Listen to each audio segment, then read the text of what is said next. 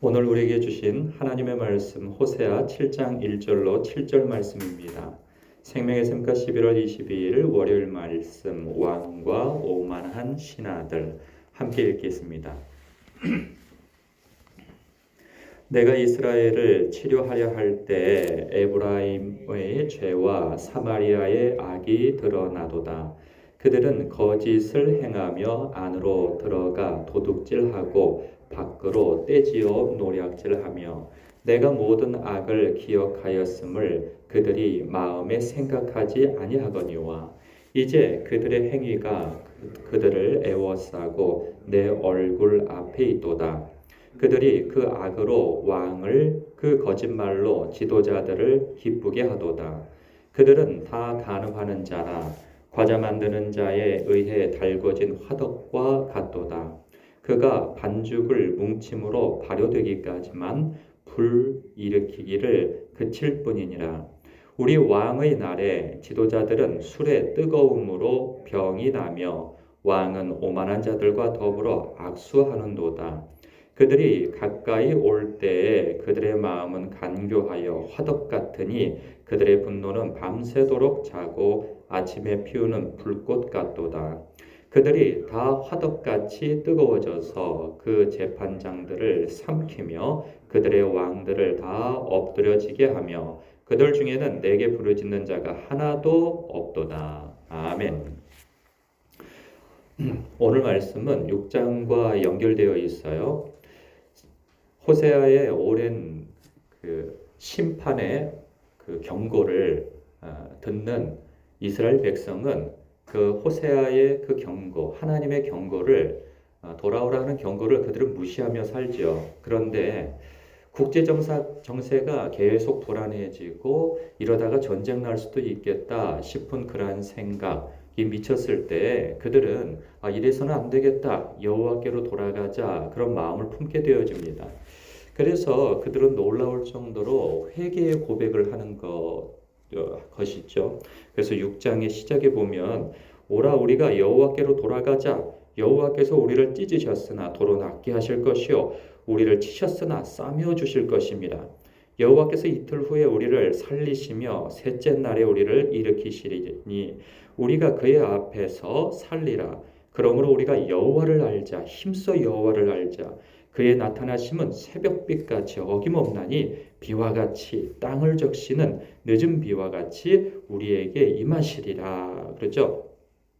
그들은 하나님을 알자, 힘써 알자, 여호와께로 돌아가자 이런 고백으로 그들은 하나님 앞에 제사를 지내고 그리고 하나님 앞에 이렇게 돌이키는 모습을 보이는 것처럼 보입니다.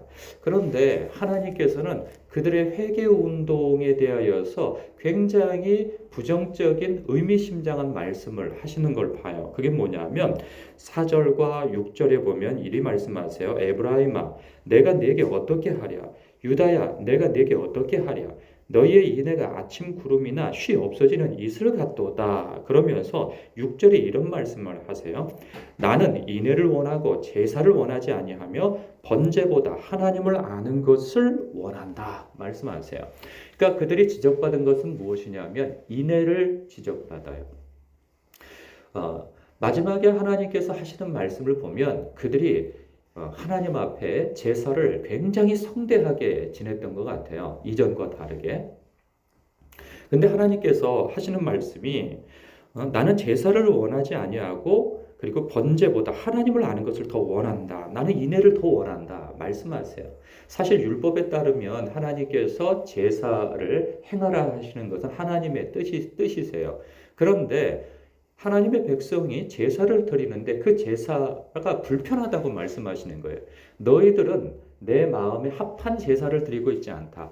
내 마음에 합한 예배를 드리고 있지 않다라고 말씀하시는 이유가 뭐냐면 너희들에게는 인애가 없다는 거죠. 이 인애는 하나님의 자비를 뜻합니다. 그러니까 이스라엘 백성은 하나님의 자비를 알지도 못한다고 하는 것이 무엇으로 나타나냐면 그들이 삶의 방식에서 내가 하나님으로부터 은혜를 받고 하나님 앞에 불쌍히 여김을 받았다고 하는 것이 그들에게 있다면 그들의 삶 속에서 약한 사람, 고아와 과부 힘없는 사람에 대하여서 배려하는 마음과 그들을 불쌍히 여기는 마음에서 나오는 어떤 행위가 있어야 되는데 그들에게는 고질적으로 참으로 오늘 말씀처럼 그런 거죠. 오늘 말씀의 시작이 그래요. 내가 이스라엘을 치료하려 할 때, 그러니까 내가 너희들을 치료하고 싶었다. 너희들의 고백이 그러한 것이기에 그런데 너희들은 에브라임의 죄와 사마리아의 악이 드러나도다. 에브라임은 이스라엘의 다른 표현이에요. 그리고 사마리아라고 하면 이스라엘의 수도죠. 그러니까 이렇게 전체적으로 이스라엘 백성들이 뭐 백성과 제사장과 정치 지도자들 할 것 없이 다 악이 드러나도다. 그들은 거짓을 행하며 안으로 들어가 도둑질하고 밖으로 떼지어 노략질을 일삼는다는 거죠. 그러니까 온 사람들이 사기와 거짓말과 도둑과 강도질로 그들의 삶을 이어간다는 거예요. 그러니까 그 도둑질과 사기와 강도는 힘 있는 자가 힘 없는 자에게 행하는 것이죠.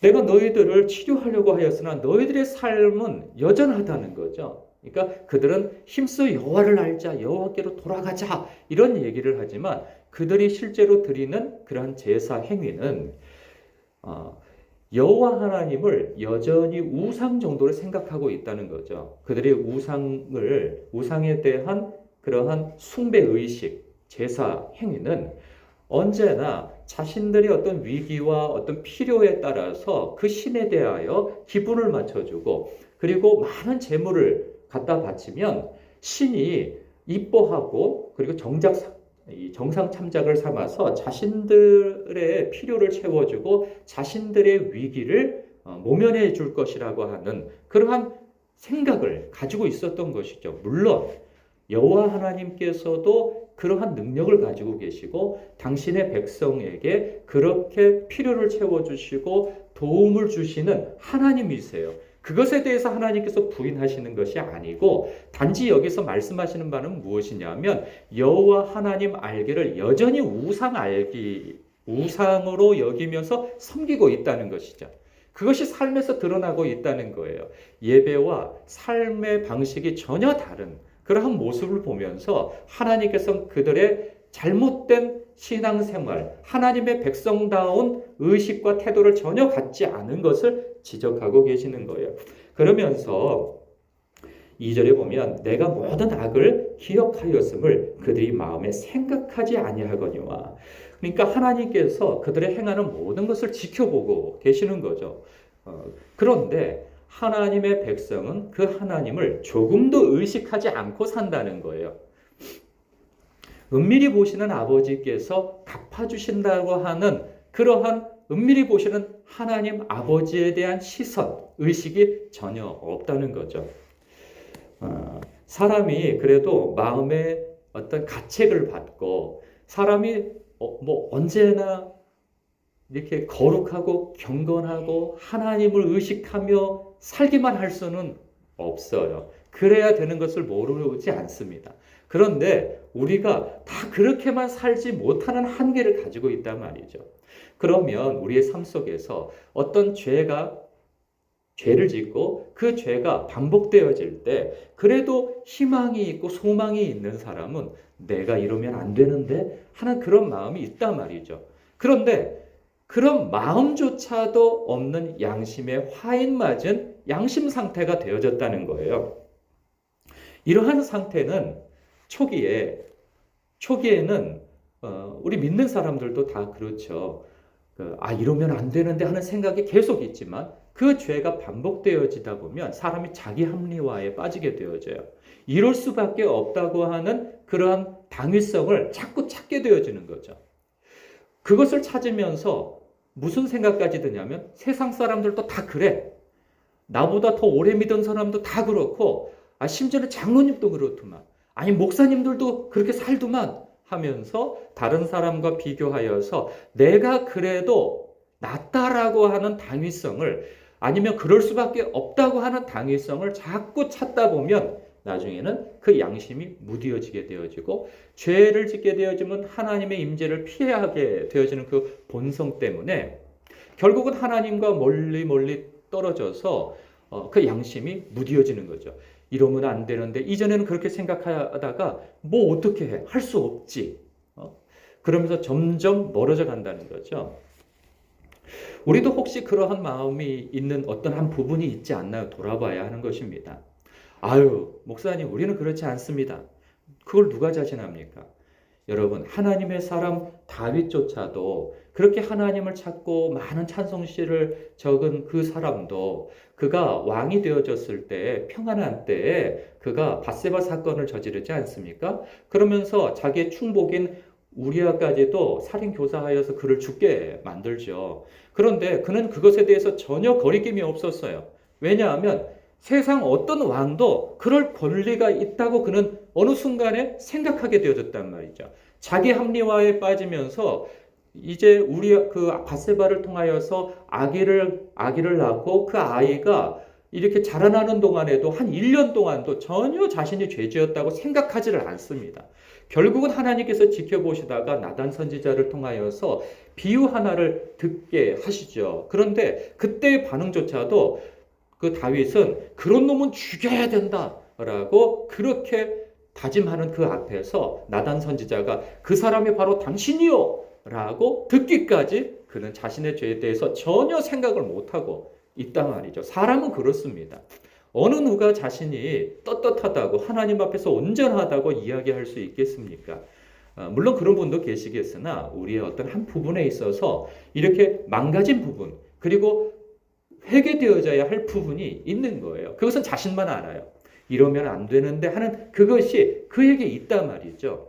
그럴 때 성령께서 우리를 이렇게 알게 하실 때에 우리가 그것을 자꾸 외면하다가 결국은 자기 합리화에 빠지는 것이 아니라 다윗처럼 다윗이 다윗된 것은 그래도 하나님 앞에 그 지적받고 하나님 앞에 그렇게 권면을 받았을 때에 주님 앞에 그 핑계대지 아니하고 바로 엎드려 하나님 앞에 회개하는 태도를 가진 것이 하나님께서 그를 사울과 다르게 대하신 이유가 되어지는 것이죠. 그런 것처럼 우리 또한 하나님 앞에 그렇게 영적으로 부드러운 마음을 가져야 할 것입니다. 그런데 이스라엘 백성은 그렇지 못했어요.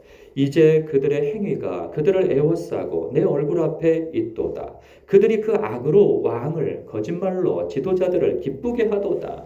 그러니까 그들을 보면 이제 점점점 백성에서 그 정치 지도자들, 이 권세자들에 대한 이야기로 옮겨가요. 그들은 이 자기보다 더 권력을 가진 자들 앞에서는 막 아첨을 해댑니다. 그러나 자기보다 약한 사람들에 대하여서는 그 위에 군림을 하고 인애라고 하는 것이 전혀 없어요. 그러면서 4절을 보니까 그들은 다 간음하는 자라. 이 간음이라고 하는 것은 우상 숭배를 볼 수도 있고요. 하나님을 멀리하는 그들의 마음가짐과 태도를 볼 수 있는 거죠. 그렇게 부도덕과 배신과 폭력을 일삼고 있는 그들에 대하여서 화덕이라고 계속 비유하고 있어요. 4절에서도 화덕으로 비유를 하고요. 6절에서도 화덕으로 비유를 하고요. 7절에서도 화덕같이 뜨거워져서 이 화덕은 이 자기 권력에 대한 자기 어떤 그 불의한 욕망이 활활 타오르고 있다고 이렇게 비유를 두고 있는 거죠.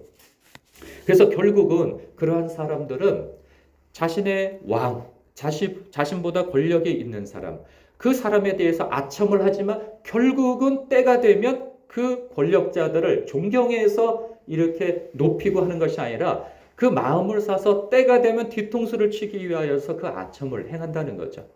왕조차도 하나님 앞 그 대관식이 있고 자신의 생일이 있고 하는 때에 하나님 앞에 제사를 드리고 예배를 드림으로 인하여서 하나님께 영광을 돌리기보다는 자기의 그 정치 권력을 단단히 하기 위하여서 그 아첨하는 자들을 끌어모으고 힘 있는 자들을 끌어모아서 함께 술판을 벌이고 그들의 마음을 맞추고 하는 것을 통해서 자기의 정치 권력을 단단하게 하기 위한 노력을 한다는 거예요. 그러니까 백성이나 정치가나 제사장들이나 저마다 하나님을 의식하는 게 전혀 없다는 거죠. 여러분, 이스라엘은 신정국가입니다. 다른 나라와 다른 거예요. 그래서 그들의 모든 정치나 그리고 나아갈 방향이나 이런 것들은 마땅히 하나님께 여쭙고 하나님 앞에 그 명령을 듣고 음성을 듣고 난 이후에 어떤 행위가 있어야 하는 나라란 말이죠. 그런데 그런 것에 대한 전혀 의식이 없단 말이에요. 그러니까 이 통치 기간 동안에 지금 호세아가 그걸 뭐라 그러죠? 그 사역하고 말씀을 전하고 하는 그 한 4, 50년 동안인데 그 북이스라엘에 그 여로보암 2세가 죽고 난 이후에 30년 동안 이어지다가 결국은 패망하게 되어집니다. 그런데 그 30년 정도 되어지는 동안에 6명이 왕이 되어져요. 그리고 그 중에 세 번은 그 군사 쿠데타로 인하여서 그 측근들이 자신의 왕의 뒤통수를 쳐서 왕이 되어집니다. 그렇게 하면서 어떤 사람은 한 달 통치를 하고 어떤 사람은 6개월 통치. 그러니까 나라가 엉망진창인 거죠. 그런 상황에 하나님께서 의미심장한 말씀을 하세요. 뭐냐면 7절 마지막에 보면 그들 중에는 내게 부르짖는 자가 하나도 없도다 말씀하는 거죠. 내 나라에서 내 백성이 그리고 내가 세워준 자들이 하나님에 대하여서 의견을 여쭙거나 그 형편을 말씀드리거나 그래서 상황이 곤고하게 되어지고 어려운 지경에 처해져도 하나님 앞에 매달리는 자조차도 없다는 거예요. 여러분, 우리는 이것을 보면서 지금의 정치 제도나 이런 것을 보면서 맞아, 정치가 이래야 돼. 하나님 앞에 여쭙는 왕이어야지, 대통령이어야지. 사실 그것과는 좀 다릅니다. 왜냐하면 이스라엘은 신정국가이고 이 대한민국은 신정국가가 아니에요. 이 말씀을 너무 포괄적으로 넓혀서 이렇게 적용할 것은 아니고 해석할 것은 아니고 여러분 우리를 향하여서 성경은 왕 같은 제사장이라고 말씀하고 있어요. 왕과 같고 또 제사장과 같은 존재가 바로 저와 여러분이라고 말씀하고 있어요. 그렇다고 한다면 우리는 이미 신정국가 하나님의 나라를 살고 있는 사람들이에요.